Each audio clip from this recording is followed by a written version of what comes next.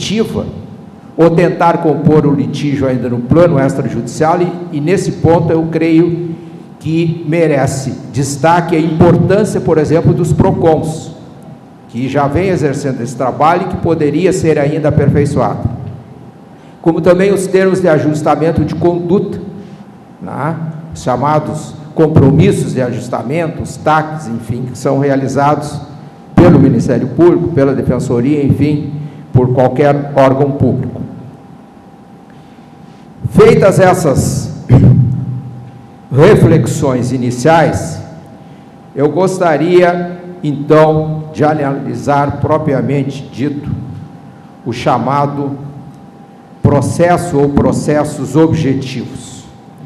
O que se entende por processo objetivo?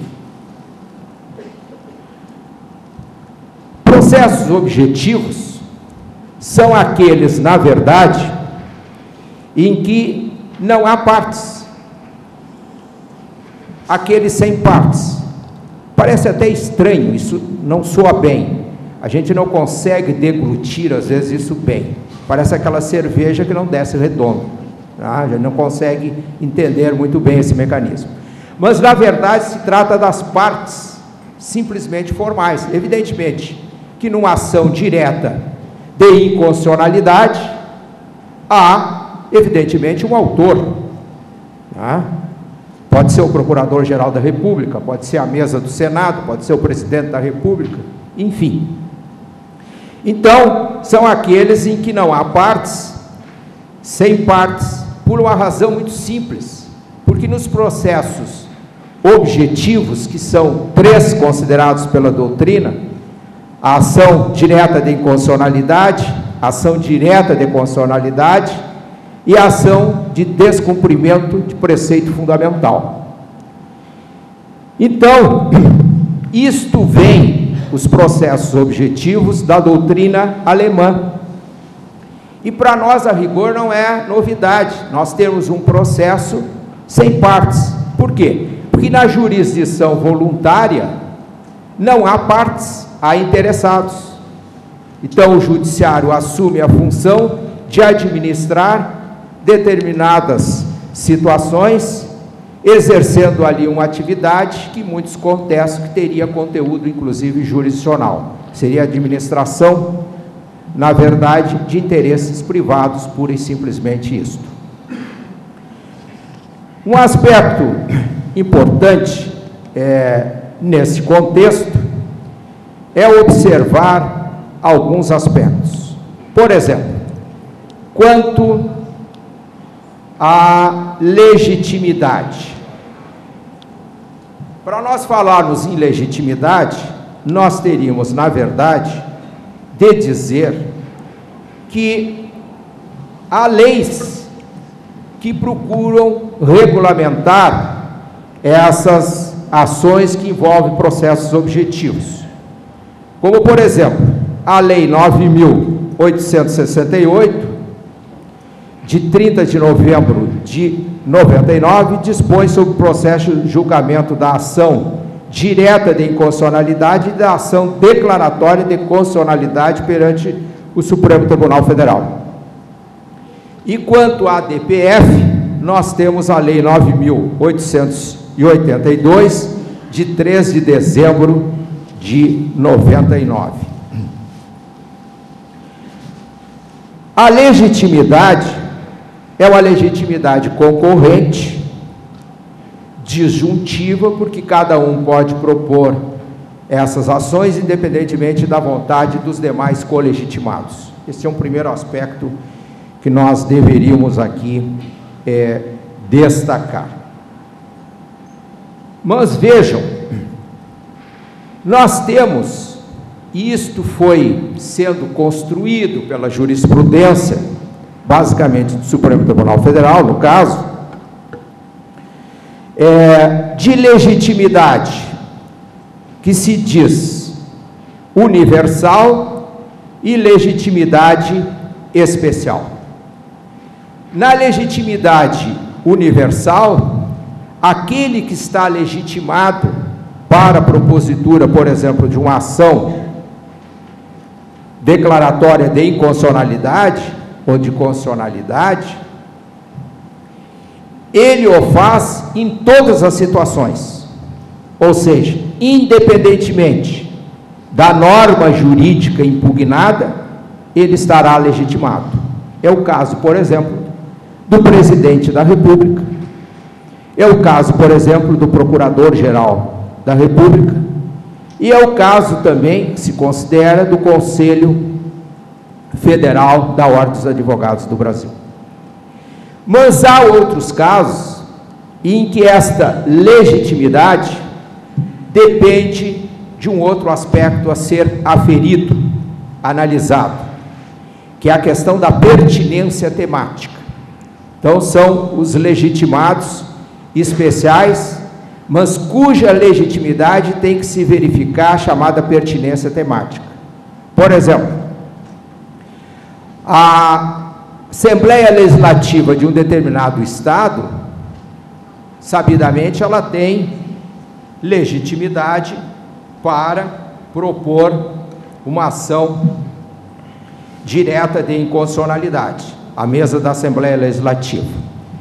Mas se entende que, por exemplo, a mesa da Assembleia Legislativa do Estado do Rio Grande do Sul não tem legitimidade para questionar um determinado dispositivo que envolva uma lei do Estado do Amazonas. Então, tem que se demonstrar a chamada legitimidade, esta relação de pertinência para esse tipo de legitimidade. Isso também se verifica frequentemente com relação às ações que são propostas por entidade de âmbito nacional, dita de âmbito nacional. Há um outro aspecto também marcante com relação a essas demandas que precisam ser aqui devidamente analisadas. Por exemplo, nós temos a questão do objeto. Na ação direta de inconstitucionalidade, o objeto é lei ou ato normativo federal ou estadual.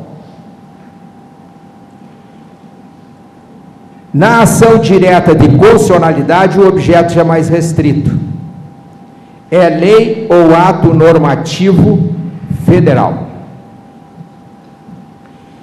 E na ação de descumprimento de preceito fundamental, que veio este Instituto Processual para a Constituição Federal por obra da Emenda Constitucional 03 de 93, é objeto também de leis anteriores à Constituição, justamente ela visa tutelar aquele espaço que nada sobra, porque há impossibilidade para uma ação direta de inconstitucionalidade, por exemplo, daquela chamada inconstitucionalidade superveniente. Então, aqui ganha espaço a aplicação da ADPF.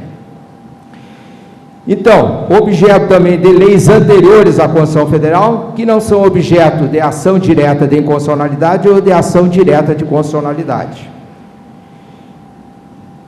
Por quê? Porque o Supremo Tribunal Federal sufragou o entendimento de que esta questão de chamada inconstitucionalidade superveniente não envolve questão constitucional, mas envolve questão de direito intertemporal. Então, esse é outro aspecto que precisa ser aqui também devidamente analisado. Um outro aspecto que eu gostaria de salientar é, ainda com relação ao objeto desta ADPF, que é um campo extremamente interessante, porque nós vamos verificar que preceito constitucional ele tem um caráter mais abrangente do que eventualmente possa se pensar.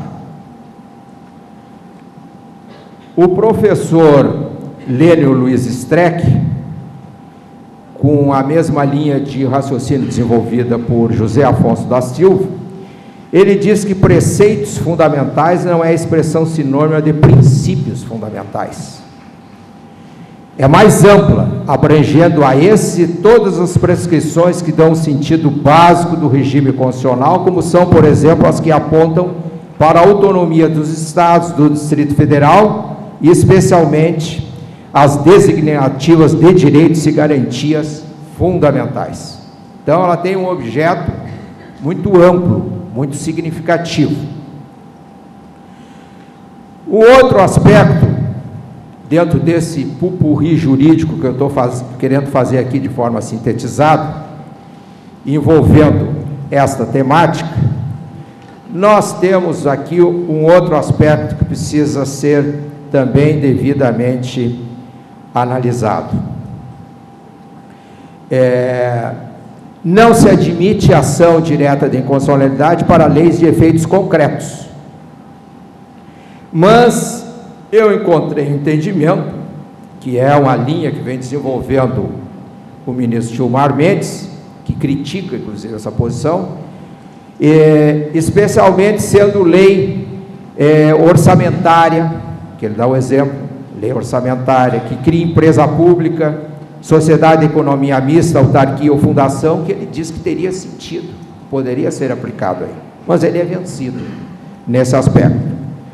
Mas aí caberia então a DPF, que é a saída. Se não cabe uma, cabe a outra. Por quê? Porque a DPF ele tem um caráter subsidiário.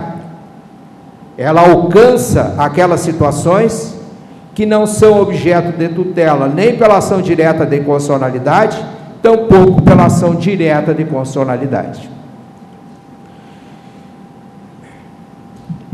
Uma outra questão, de certa forma, todos já conhecem, mas tem uma peculiaridade, é se cabe ação direta de inconstitucionalidade contra medida provisória. A resposta, evidentemente, é afirmativa, e a sua conversão em lei não prejudica a ação. Mas, se a reedição da medida provisória, aqui tem uma particularidade, se há reedição, se admite o aditamento da petição inicial. Então, é uma providência de natureza processual que se impõe. Uma outra questão é quando há revogação do ato normativo ocorrido depois do ajuizamento ou antes do julgamento de uma ação direta de inconstitucionalidade, por exemplo. Aí se considera que fica prejudicado, né? Fica prejudicada a ação. Eu não gosto, confesso a vocês todos aqui, que eu não gosto dessa expressão prejudicada, porque não me parece tecnicamente, cientificamente, processualmente falando adequado. Por quê? Eu prefiro falar em falta de interesse processual superveniente. Por quê? Porque se um dos legitimados ajuiza uma ação direta de inconstitucionalidade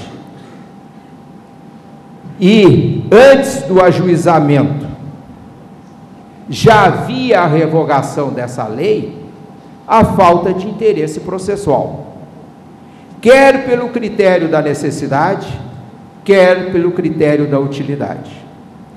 Por quê? Porque aquele provimento que eventualmente ele pretendia buscar não terá mais sentido nenhum, não terá utilidade, porque foi revogado. Princípio. Mas, se ocorre essa revogação no curso do processo, falta então esse interesse de agir, só que ele é superveniente. Então, sob o ponto de vista processual, cientificamente falando, eu prefiro usar esta outra terminologia. Um outro aspecto que eu acho interessante é que não se admite intervenção de terceiro em ADIM, tá? Ação direta de inconstitucionalidade e ação direta de constitucionalidade. Isso decorre do que está no artigo 543-A, parágrafo 6º, tá? que é um aspecto que eu vou falar agora, e 540